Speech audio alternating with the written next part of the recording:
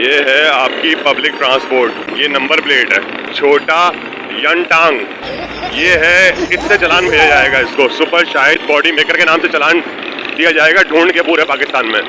और पीछे पड़े रहेंगे ये मोटरसाइकिल वालों के।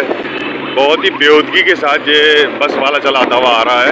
इसके पीछे नंबर प्लेट क्या है, इसको चलान भेजेगी सिंध गवर्नमेंट मुस्तफ़ा कोच के नाम से, ठीक है। तब जाके इसका चलान होगा। अब ये पूरे पाकिस्तान में ढूंढा जाए कि किसने भाई ये बॉडी बनाई थी। अब इसको कैसे चलान भेजेंगे मुझे बताइए भाई। ये दो बसें हैं जो रेस लगा रही हैं। एक बस जो है अगर वो हादसा कर देती है तो उसका चलान भेजा जाएगा कि 2 फुटबॉलें बनी हुई हैं और लाल रंग की है और फिटनेस ख़त्म है, सीढ़ी टूटी भी है और जाहिलों की तरह चला रहा था, लाइटें नहीं है। अब इसको ढूंढा जाएगा इस नाम से। हर कोई जानता है कि इनसे बड़ा जंगलियों की तरह गाड़ी चलाने वाला कोई नहीं होता। कैसे कैसे लोग रहते हैं यार। प्लेट रखी हुई, बंदा ऊपर बैठा हुआ है और नंबर प्लेट पे एक थैली लटकी हुई है भाई।